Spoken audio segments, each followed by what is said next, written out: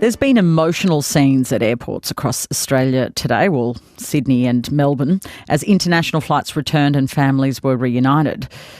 These are images that the university sector is hoping will play out with international students in coming weeks. Several states have announced plans allowing international cohorts to return.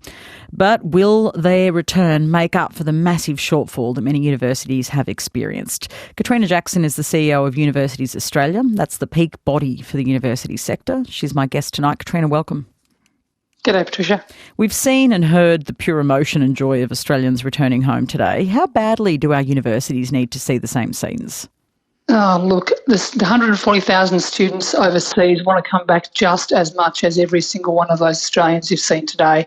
The very consistent message we've had over the last 18 months is that they are just so keen to get back here, rejoin with their friends in class and just get on with the rest of their lives. I mean, university for an overseas student and an Australian student is about setting up your future. So for 140,000 people, they've been waiting overseas, just waiting, really patiently, studying online. They'll be just as emotional when they get here. How much of a decline have we seen in international student numbers? Look, there are about 140,000 waiting outside to come back. Before COVID, we had about 1.4 million people inside Australian universities, about 1 million of them Australian domestic students, about 400,000 international students. That's dropped by not quite 100,000, which is actually a little less than we thought. Students have been really good at enrolling in line instead. But the number that really worries me, Patricia, is we've had a 40% decline in commencements. So that's students from overseas not starting. That's the really distressing number, and that's the number we really need to get back up again. And where have we seen the biggest drop in terms of international student numbers? Well, look, it would make sense, wouldn't it, that we've seen the biggest drop in the country that has the biggest numbers. So we've seen a fairly substantial drop from China. That said, Chinese students have done a fantastic job of sticking online and waiting. So Chinese students, Indian students, students from Nepal are spread right round the 144 countries that are sources for Australian universities. But for those places that have very big populations, we're going to see big numbers, obviously. What about students from another key market, China? Look, numbers of Chinese students have actually stuck online really well. Lots of deferred, so we need to see what happens with those deferrals. We need to get this process now, getting people back into the country process running really smoothly, because deferred students are now sitting there thinking, what do I do? Can I get back to Australia for the first semester next year? If they can't, that's a really bad result. That's for students, of course, from absolutely everywhere. Students sitting in India waiting really patiently in Nepal, Singapore, all around our region. We've seen several states outline plans on how to bring international students back to Australia. What do you make of these state-based plans? Could it be leading to mixed messaging? Look, Patricia, we've been working so hard, every single university around the country working really hard with their state governments, and seeing those pilots progress is a really good thing, but we know that students are confused. I mean, there are so many different sorts of arrangements, different kinds of quarantine, different lengths of time. We really need to get some consistency across the country and just give those students a break. They've been waiting patiently. Well, the last thing they need now is a whole bunch of different regimes as they try and get back into to recommence their studies. So what do you want to see happen here then in terms of the plans to get students back in? Well, look, there have been additional vaccines recognised by the TGA today. That means they've got 4 of the big overseas vaccines recognised. That's another hurdle really cleared. We just want to make it as efficient, as welcoming, as clean and clear as we possibly can, and see as many of those students back in Australia by first semester next year. It's the fair thing, it's the right thing. We've got all the health protocols in place. Universities have been preparing for months and months and months, in fact into years, to welcome them back. It's time to let them back in, make sure we do all the health stuff right, but just let them get on with the rest of their lives. Who's picking up the cost of students who need to quarantine when they come to Australia?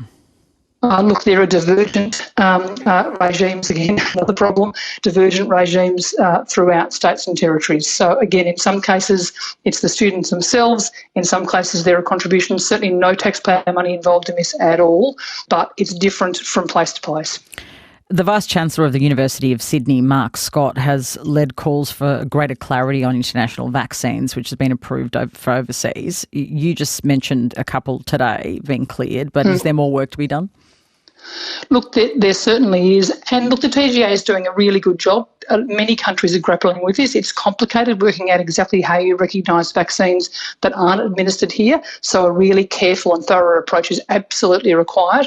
I think what Mark is also saying there is we just need to make sure that all the paperwork recognition is done really efficiently and effectively so that we don't have periods of quarantine that really aren't about the safety of the vaccine, they're about the paperwork.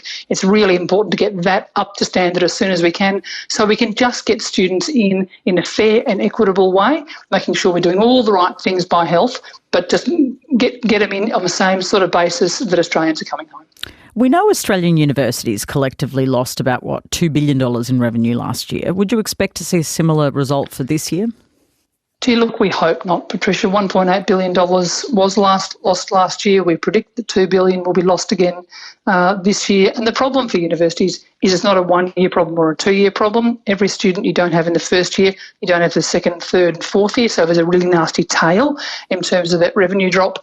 I hope it isn't $2 billion. I'm afraid we do expect that it still will be $2 billion, and there'll be revenue declines again next year. The job for us and the government and the Australian community is just to really work to make sure that universities can build back up as quickly as we possibly can, and we can play our full role in recovery, because universities have an enormous role in boosting productivity. In research terms, every dollar invested in research returns $5 to the economy. We're really good at research. We need to make sure we're funding it properly so that we can just get on with all those fantastic, bright ideas, new processes, new products, the sort of things that keep the wheels of the economy going. So what does the first semester of 2022 look like? How many international students are you expecting will be back on campus?